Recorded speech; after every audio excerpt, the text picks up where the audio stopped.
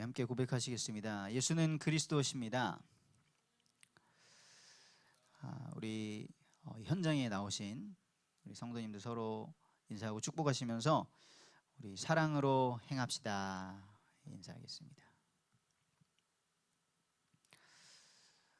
네, 너무나 감사드립니다.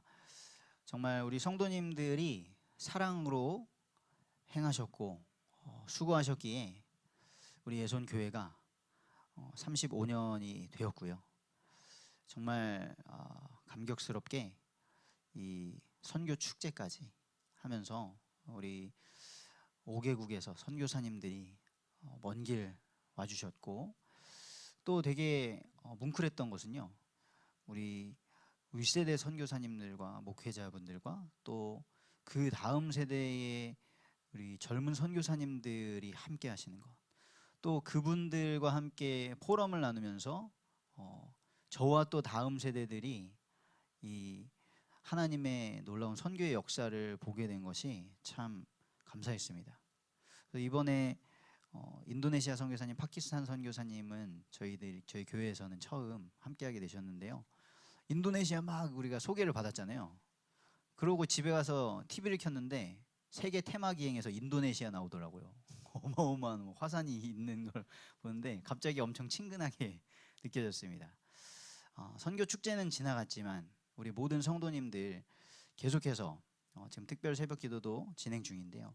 우리 선교사님들의 이름을 부르시면서 선교지와 그 기도 제목들을 외치시면서 함께 기도하셔서 하나님께서 계속해서 100 선교지에 행하시는 그 놀라운 일에 동참되시기를 간절히 축복합니다.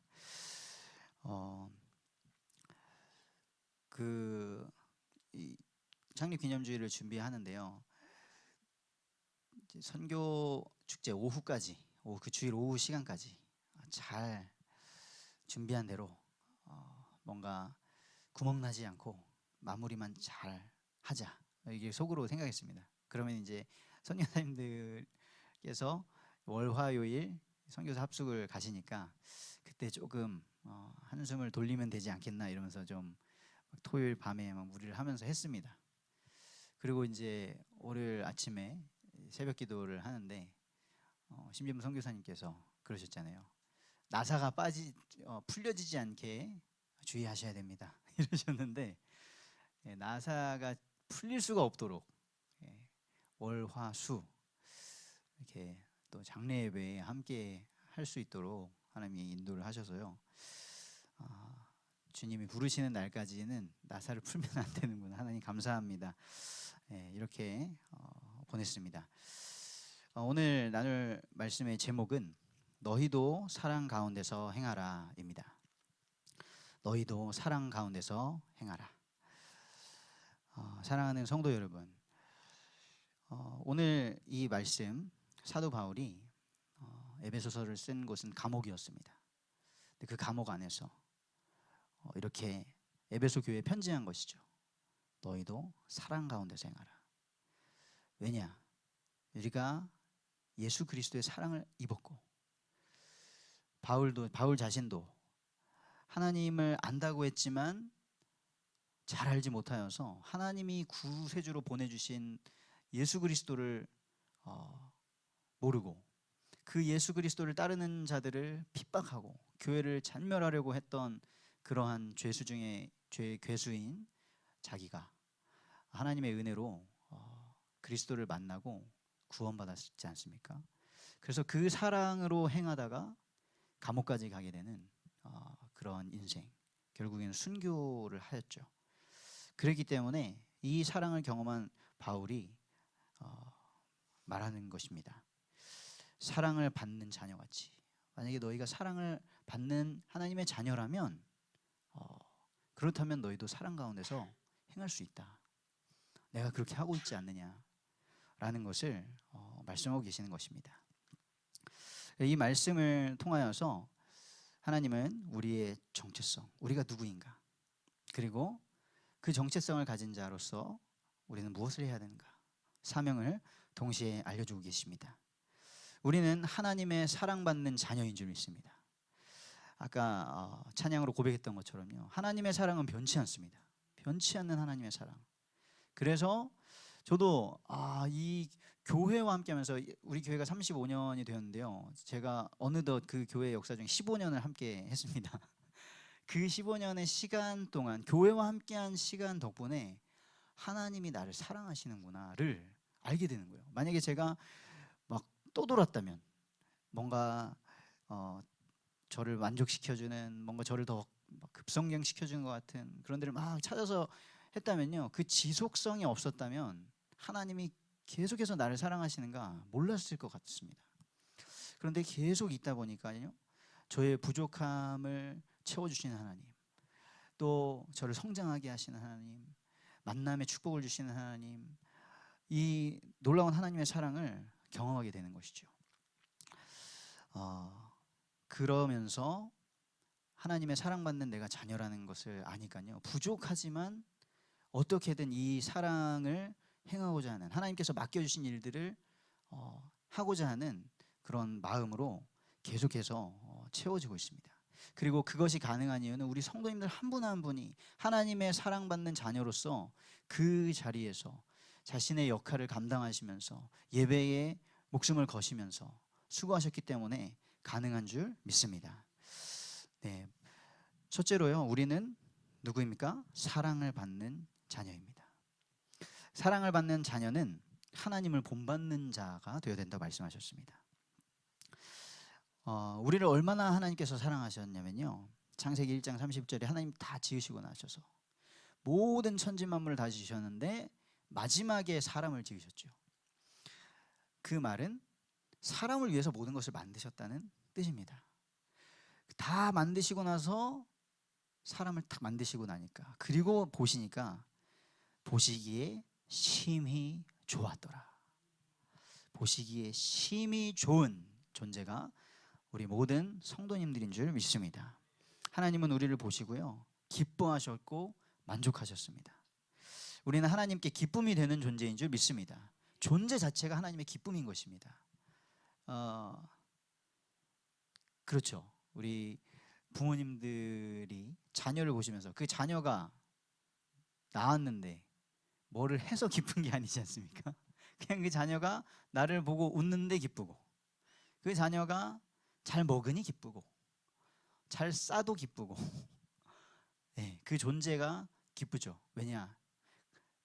그렇다고 또 모든 아기를 보는데 그냥 막 기쁜 게 아닙니다. 나의 형상이니까, 내가 낳은 나의 형상이니까 기쁜 것입니다. 하나님께서 우리를 창세기 1장 27절에 하나님의 형상으로 지으셨다 말씀하셨습니다. 하나님의 형상대로 우리를 만드셔서요, 하나님의 창조적인 능력이 우리를 통해서 나타나고요, 하나님의 사랑이 우리를 통해서 나타납니다. 하나님은 영이셔서 보이시지 않지만 하나님의 형상인 우리를 통하여서 하나님의 인격과 하나님의 공의와 사랑과 거룩함이 나타나게 되는 줄 믿습니다. 그런 우리에게 하나님께서는 어떠한 축복까지 주셨냐? 하나님이 복을 주시며 하나님이 그들에게 이르시되 생육하고 번성하여 땅에 충만하라, 땅을 정복하라, 모든 생물을 다스리라 하셨습니다. 우리는 하나님의 대리 통치자입니다. 하나님께서 맡겨주신 것이죠. 하나님의 그 창조적인 능력과 지혜와 마음으로 만들어 놓은 모든 피조 세계를 다스려라 하셨습니다. 그래서 우리가 하나님의 사랑을 받는 자녀이기 때문에 하나님이 나를 사랑하셔서 나를 이렇게 귀하게 만드셨는데 내가 하나님의 마음으로 다스릴 때 함부로 하겠습니까? 다스리는 것이 이 나무 마음에 안 들어 막 꺾어버리고 뽑아버리고, 저 동물 마음에 안 들어 죽여버리고 하는 것이 아니라 하나님의 마음으로 하나하나, 이 동물은 무엇일까? 하나님이 만들어주신 이 생물은 무엇일까? 이 식물은 무엇일까? 하나하나 그것을 알아가면서 그것을 깊이 알고 이름을 붙이고 다스리는 것이지요. 하나님께서는 우리를 사랑하셔서 하나님의 형상으로 우리를 만드시고 하나님과 함께하는 자로 지으신 줄 믿습니다. 하나님의 사랑받는 자녀는 하나님을 본받는 자가 되어야 된다고 하셨죠. 그래서 하나님이 사람에게만 말씀을 주셨습니다. 이 생육하고 번성하고 정복하고 다스리라는 것도 말씀으로 주셨고요. 그리고 중요한 약속을 주셨죠. 창세기 2장 17절에 모든 열매를 마음껏 먹어도 된다. 그런데 동산 중앙에 있는 저 선악을 알게 하는 나무의 열매는 먹지 마라. 먹는 날에는 반드시 죽으리라. 하나님을 따르는 자로, 하나님의 말씀에 순종하는 자로 우리를 만드셨고요. 그렇게 하나님과의 관계가 되어질 때 하나님의 사랑이 영속되도록 우리를 그렇게 귀하게 만드셨습니다. 그런데 문제가 생겼죠. 두 번째로, 하나님의 사랑을 받았던 우리가 하나님을 거역하고 그 사랑을 잃어버린 자가 되었습니다. 하나님께서는 분명히 살고 죽는 기준을 말씀해 주셨습니다. 우리가 너무나 귀중하게 모든 걸 다스리는 놀라운 존재로 만들어졌지만 하나님의 통치를 받아야 되는 존재라는 것을 분명히 말씀해 주셨습니다. 그런데 우리가 그것을 놓쳐버린 것이죠. 로마서 6장 16절에는 이렇게 말씀하십니다. 죄의 종이 되어 그에게 순종하면 그 종이 된다. 하나님을 거역한 것이 죄거든요. 우리가 하나님을 거역하고 죄를 지었을 때 우리는 죄의 종이 되어버렸습니다. 가장 존귀한 하나님의 형상, 모든 걸 다스릴 수 있는 하나님의 자녀가 죄의 종이 되어버린 것입니다. 그 이후로는 우리의 마음속에 생각하고 계획하는 것이 계속해서 하나님을 대적하고 하나님을 거역하고 하나님을 거부하는 죄가 흘러나옵니다. 우리가 이 땅에 살아가면 살아갈수록 죄는 더욱더 쌓여져만 가죠. 이 죄의 값을 치러야겠다, 갚아야겠다 하고 살아가면 살아갈수록 죄는 더하여지기만 합니다. 그 죄의 결과로 우리에게 들어온 것이, 인간에게 들어온 것이 사망입니다. 히브리서 2장 15절에 우리 사람들은요 사망의 종노릇하고 있다. 한평생 죽기를 무서워해서 종노릇하게 되었다. 그래서 사람들은 착각을 합니다. 무엇인가 잘 되면요 이 땅에서 영원히 살 것처럼, 이 행복이 영원히 지속될 것처럼 불로장생을 막 꿈꾸죠. 하지만 한 번 죽는 것은 사람에게 정해진 것이라고 분명히 말씀하셨습니다. 그리고 그것을 이번 주에도 분명하게 보고 경험했습니다.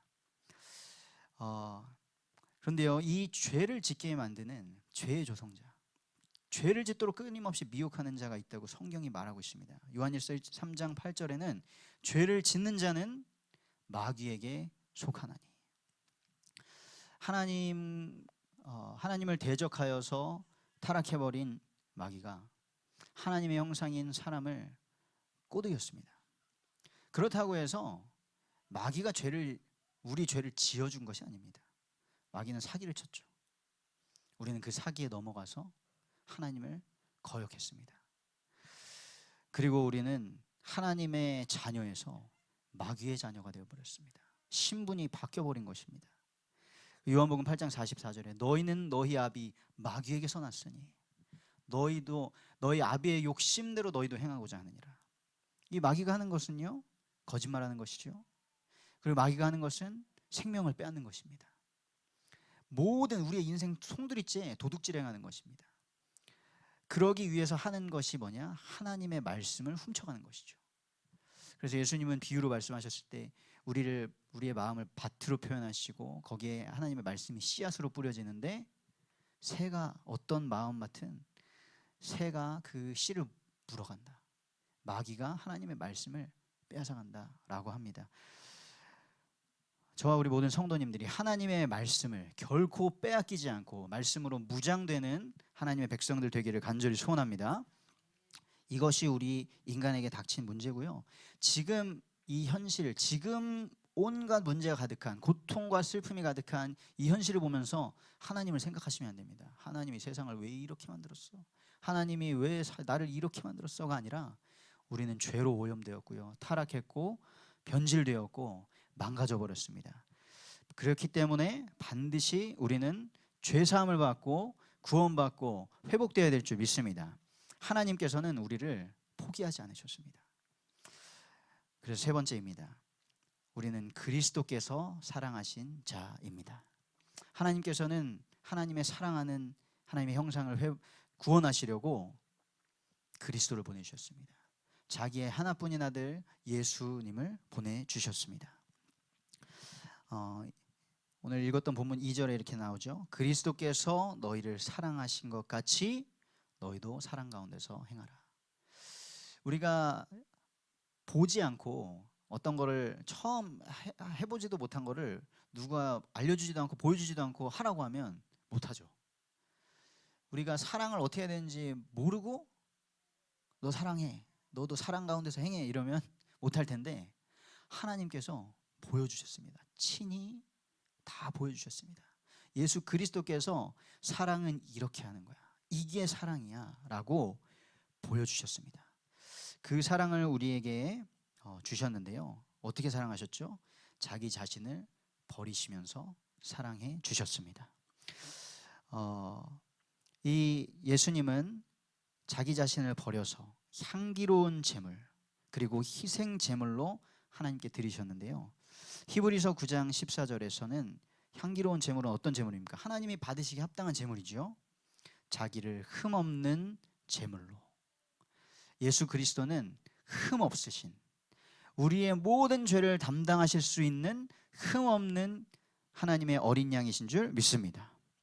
그렇게 흠없이 이 땅에 오셔서 우리의 모든 죄를 짊어지시고 하나님께 드려지셨습니다. 그리고 우리 예수님은 마가복음 10장 45절에 이렇게 말씀하셨습니다. 내가 온 것은 섬김을 받으러 온 것이 아니다. 섬기러 왔다. 그리고 많은 사람을 위하여 내 목숨을 대속물로 주려고 왔다. 죄는 반드시 값을 치러야 됩니다. 그런데 하나님 앞에 지은 그 죄값은요, 죽음입니다. 죄의 싹은 사망이다 말씀하십니다. 그래서 그 누구도 죄값을 치를 수가 없는 것이죠. 그랬던 우리를 하나님께서 사랑하시고 우리를 아셔서 죄 없으신, 흠 없으신 독생자 자기의 아들 예수 그리스도를 희생 제물로 허락해 주셨습니다. 예수님께서 보여주신 사랑은요, 자신의 생명을 내어주는 사랑입니다. 희생이 없는 것은 사랑이 아닙니다. 사랑은 감정이 아닙니다. 그냥 갑자기 눈이 멀어가지고 너무 예뻐 보이고 함께 있고 싶고 막 물고 빨고 싶고, 이게 사랑이 아닙니다. 그러다가 그 다음 날에는 이 감정이 식어가지고 꼴 보기 싫고 헤어지고, 이게 사랑이 아니죠. 사랑은 변치 않습니다. 사랑은 강력합니다. 사랑은 생명을 살려내고 생명을 자라나게 하는 능력이 있는 줄 믿습니다. 그래서 요한복음 15장 12절 13절에서는 예수님이 이렇게 말씀하셨어요. 내가 너희를 사랑한 것 같이 너희도 서로 사랑하라. 그러면서 어떻게 사랑해야 되냐? 친구를 위하여 자기 목숨을 버리면 이보다 더 큰 사랑이 없나니. 누군가를 위해서 우리가 생명을 버릴 수 있겠습니까? 어쩌면 부모가 자녀를 위해서도 어려울 수 있습니다.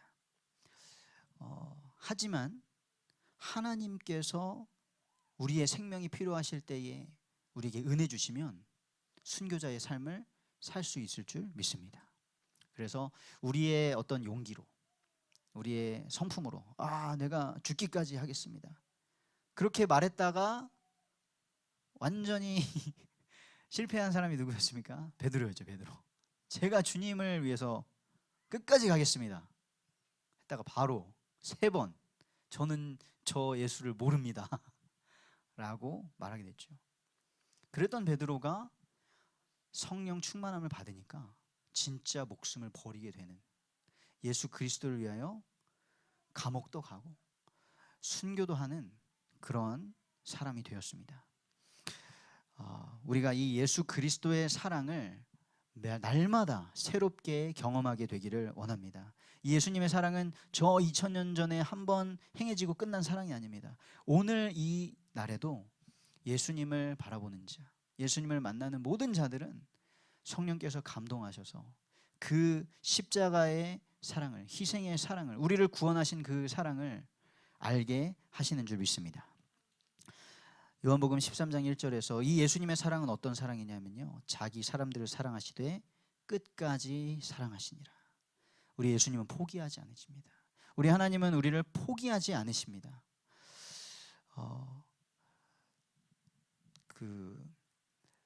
이제 월요일 날 우리 목사님과 선교사님들이 이제 선교사 합숙 일정을 떠나셨는데 연락이 오신 거죠. 장례 예배를 해야 된다. 정말 마음에 큰 부담이면서도